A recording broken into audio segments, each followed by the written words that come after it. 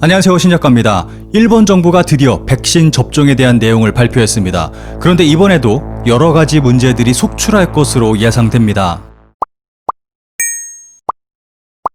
일본 정부가 발표한 백신 접종 내용을 살펴보기 전에 지난 여름에 실시됐던 일본의 재난지원금 지급에 대한 내용을 먼저 살펴보겠습니다.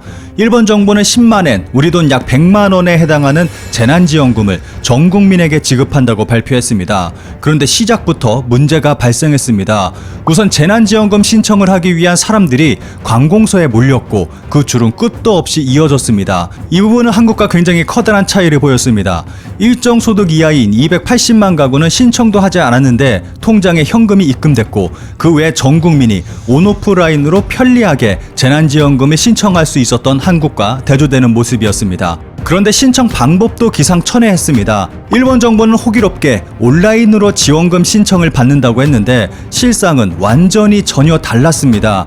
온라인이지만 실상은 수작업으로 해야 하는 상황이었고, 게다가 온라인 신청이 우편 신청보다 느린 웃지 못할 상황까지 일어났습니다. 심지어는 신청 접수를 받는 공무원은 되도록이면 온라인 신청을 하지 말아달라고 호소할 정도였습니다. 일본은 여전히 팩스에 의존하는 시스템이고 이메일조차 사용할 수 없는 상황입니다. 이후 일본 정부는 완벽하게 온라인 시스템을 갖췄다고 발표했는데 현실은 아직도 팩스에 의존한 시스템 그대로이고 달라진 것은 아무것도 없습니다. 이것도 한국과 대조되는 모습을 보여줬습니다. 한국은 2주 만에 재난지원금 지급이 끝났는데 일본은 2달이 지나도 지급률이 3%도 되지 않았고 수개월이나 걸려서 지급을 완료할 수 있었습니다. 그런데 지급된 지원금에도 정말 큰 문제가 있었습니다. 10만엔 재난지원금, 지자체 실수로 이중송금 전부 사용해도 괜찮을까? 라는 기사를 살펴보면 전국의 자치단체에서 재난지원금 10만엔의 지급 절차에 행정실수로 이중으로 입금되는 문제도 발생했습니다. 오사카부 네야가와시는 993가구 2196명에 대해 이중 입금했다는 것을 밝혔습니다. 잘못 입금한 금액은 2억 1960만엔, 우리 돈으로 20억이 넘는 금액입니다. 이 같은 실수는 오사카만이 아니라 후쿠시마현 데네이촌 375가구 1162명 총 1억 1620만엔, 이바라키현 토리데시 2가구 5명 1050만엔 등 전국에서 이러한 행정실수가 일어났던 것입니다. 그런데 더 큰 문제가 있었습니다.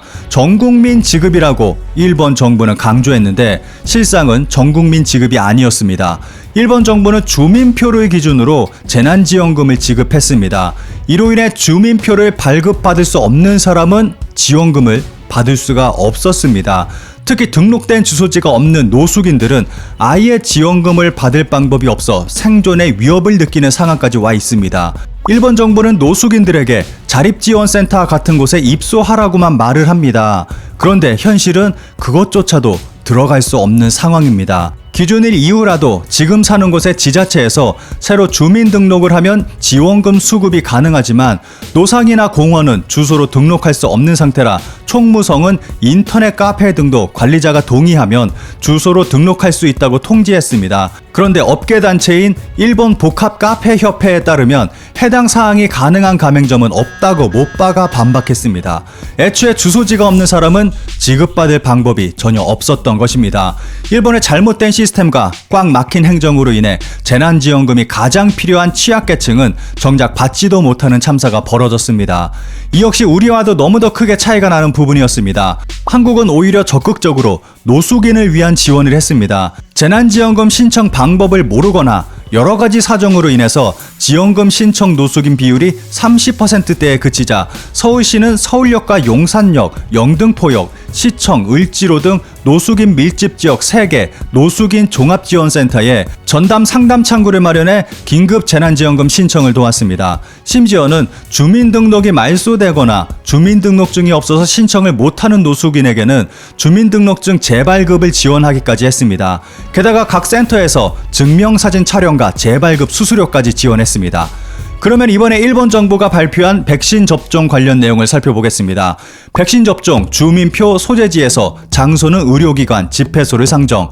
요미우리 신문의 보도에 의하면 일본 후생노동성은 원칙적으로 각 주민이 주민표가 등록된 기초지방자치단체에서 코로나19 백신을 맞도록 한다는 방침을 공표했습니다. 입원 환자, 시설 입소 고령자, 취업, 진학 등으로 주민등록지 이외의 지역에서 혼자 생활하는 사람 등은 사전에 신청하며 타 지역에서 접종할 수 있게 한다는 계획입니다. 백신 쿠폰을 발급하고 희망자가 지정 의료기관 등에서 백신을 맞게 한다는 방침입니다. 그런데 여기서 문제가 발생할 여지가 다분합니다.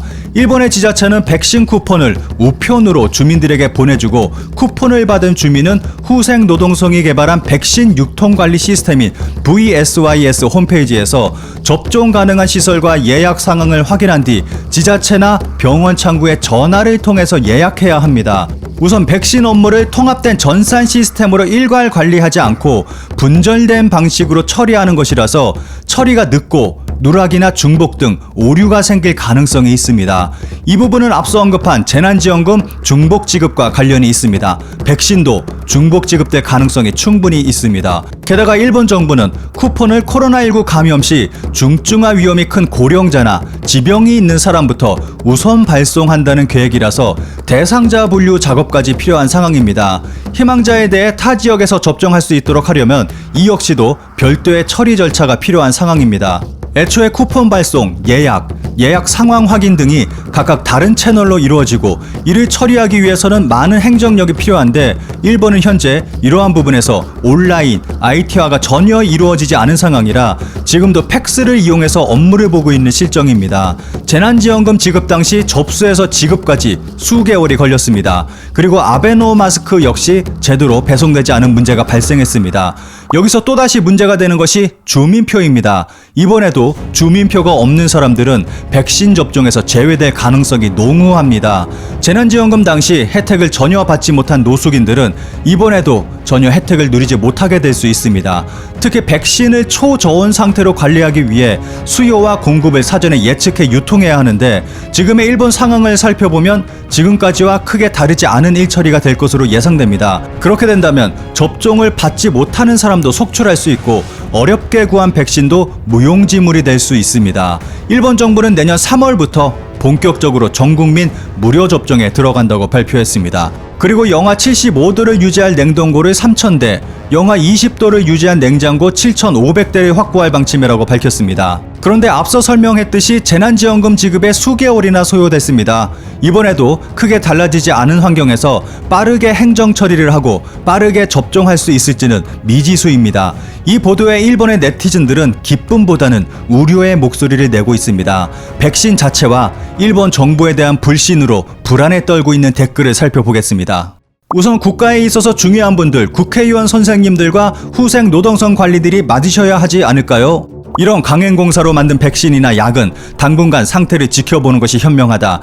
지식 있는 의료인들은 무서워하겠지? 그렇다면 나는 솔선해서 실험체가 될 젊은 국회의원을 추천한다. 백신을 맞고 뭔가 문제가 생겼다고 해도 지금까지 그랬듯이 백신에는 문제는 없습니다 라는 답변이 돌아올 테고 통증을 호소하면 정신병 취급받는 매번의 패턴, 그것을 납득할 수 있는 사람은 맞으면 되고 의심하는 사람에게는 맞지 않는 권력이 필요하다. 바로 접종을 시작한 영국에서 아나필락틱 쇼크와 비슷한 사례가 확인이 되고 있네요. 서두르고 싶은 마음은 전 세계 공통이겠지만 서두른 결과 코로나에 걸리지도 않았는데 백신으로 쇼크사 같은 일이 생기면 울고 싶어도 울지 못하는 상황이 됩니다. 저는 제대로 검증 결과가 나올 때까지 괜찮습니다.